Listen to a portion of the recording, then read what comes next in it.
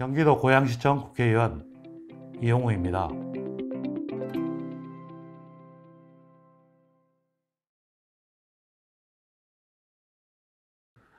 금융산업 자체는 대표적인 규제산업입니다.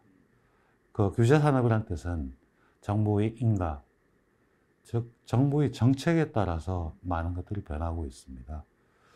근데 금융산업의 발전도 중요하지만 발전뿐만 아니라 금융소비자 보호, 소비자에 대해서 어떤 식으로 투자자를 보호해 줘야 될지, 또한 아니면 주식시장의 경우에서 소액주주를 보호해서 투자를 이끌어낼 수 있는 그런 시장을 만들어야 됩니다. 근데 실제 현업에 있으면서 보면서 정부의 정책이라고 하는 것이 정확한 맥에 맞닿아서 되는 경우도 있었지만 말만 무성하고 실효성이 없는 경우도 상당히 있었습니다. 그런 측면에서 본다면 금융산업이 좀 더 선진화되기 위해서는 정부의 정책, 입법을 제대로 하는 것이 필요하다. 그런 생각을 했고요. 바로 입법을 할 수 있는 것이 국회이기 때문에 국회에서 법안을 통해서 입법 활동을 통해서 금융산업을 선진화하고 금융소비자를 보호할 수 있는데 일조하고 싶어서 정치에 입문했습니다. 실제로 경실련에서 지난 3년 반, 4년 동안 국회에서 경제개혁 입법 활동을 가장 잘한 국회의원 제가 뽑혔고요. 거기서 초점은 한 두세 가지를 뒀습니다. 첫 번째는 금융소비자 보호입니다. 그 금융소비자 보호라고 하는 것은 최근의 ELS 사태에서 보이듯이 금융상품을 그냥 파는 것으로 끝나는 것이 아니고 과연 이 상품을 그 고객에 적합하게 팔았나, 그 대상이 적법한가, 이렇게 하면서 바로 소비자들의 피해를 최소화시키는 그런 장치들을 마련했어야 됩니다. 그래서 금융소비자 보호에 관한 법률 같은 것들을 통과시켰고요. 또 하나는 작년에 통과된 법인데 개인 채무자 보호에 관한 법률이 있습니다. 이 법률은 사실 20대 국회에서도 문재인 정부 때 발의됐었지만 폐기됐던 법안이고 재작년에 정부가 발의를 했었습니다. 그건 뭐냐면 요즘 부채, 가계부채라든지 개인 부채가 굉장히 높습니다. 근데 우리나라에 있어가지고 개인 신용회생은 대부분이 연체가 발생하고 또 빚을 못 갚았을 때 생깁니다. 그 이전에라도 난 이렇게 가면 도저히 돈을 갚을 수가 없다. 이렇게 되면 미리 은행에 요청해서 채무금융기관에 나는 앞으로 이 채무를 다 갚을 수가 없을 것 같습니다 하면 선제적으로 그러면 이자를 감면해 준다든지 상환기간을 연장을 해 준다든지 채무자를 보호해 준 법안이 있습니다. 이게 보면 선진국에 있어가지고 그런 채무 조정을 하는 것이 금융소비자의 권리이거든요. 근데 우리나라에서는 그게 명확하게 되어 있지 않았습니다. 그래서 작년 연말에 통과시켰죠. 이런 법이 통과되고 난 후에 실효 발효는 올 가을부터 발효가 되는데요. 이런 일들이 발생할 수 있습니다. 나 도저히 돈을 못 갚겠다. 그러면 은행에 찾아가서 이야기를 하면 은행에서 원금을 줄여준다든지. 그러면서 은행도 이득이 되고 개인 소비자도 이득이 되는 그런 법입니다. 대표적으로 코로나19 때 자영업자한테 대출이 많이 나갔지 않습니까? 그죠? 근데 이 대출을 과연 그 사람들이 갚을 수 있을까?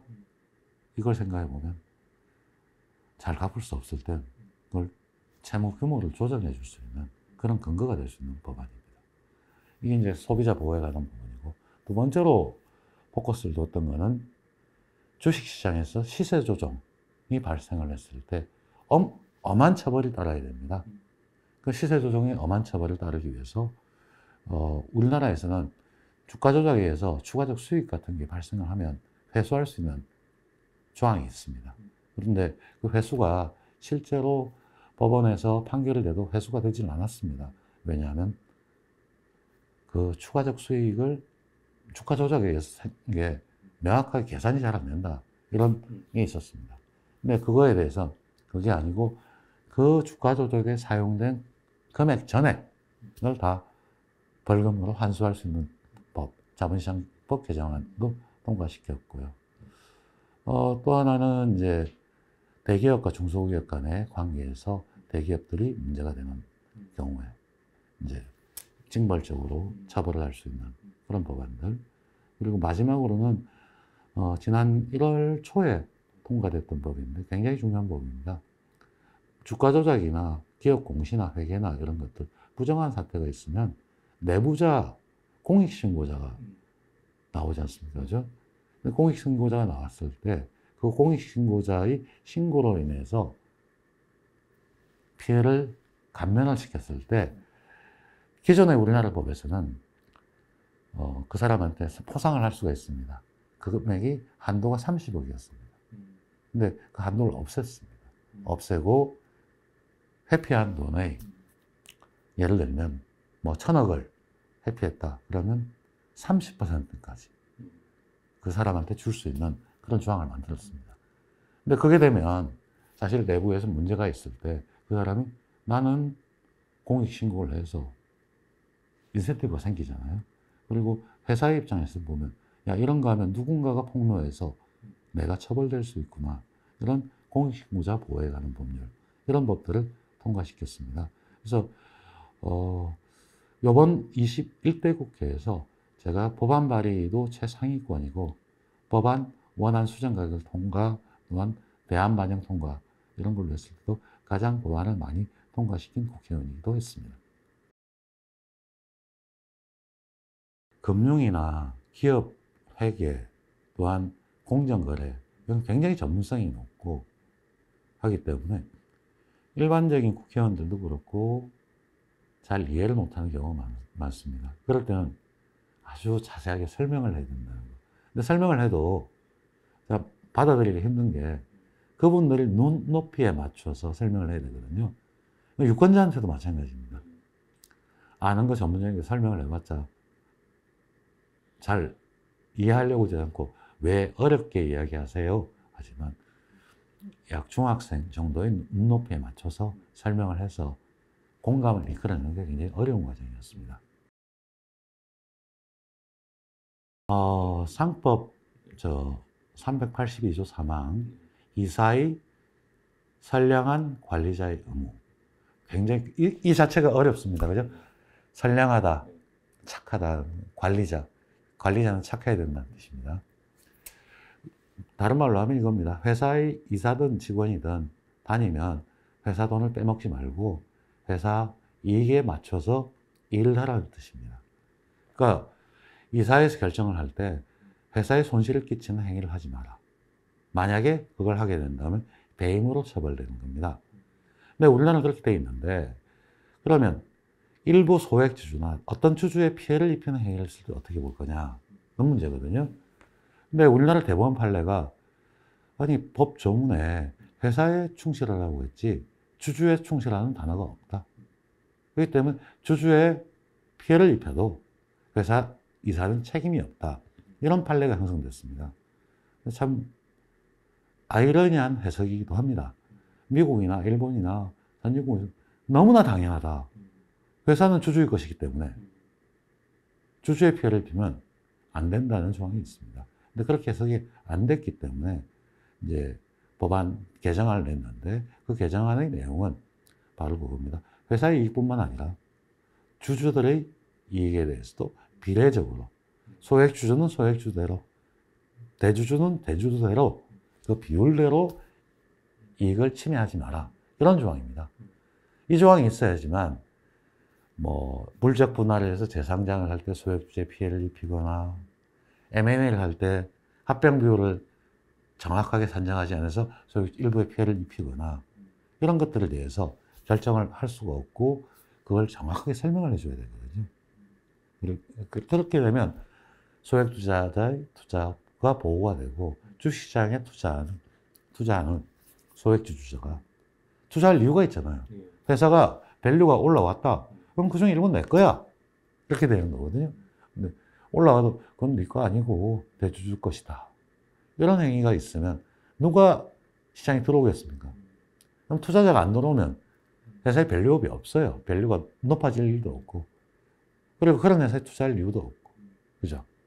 그러면 투자자가 많고, 그리고 바로 회사의 이사, 경영자는 그 밸류를 올리기 위해서 노력을 해야 되고, 노력을 못하면 문제가 되는 이런 게 바로 상법의 선량한 관리자의 의무입니다. 이거는 이렇게 해석해도 됩니다.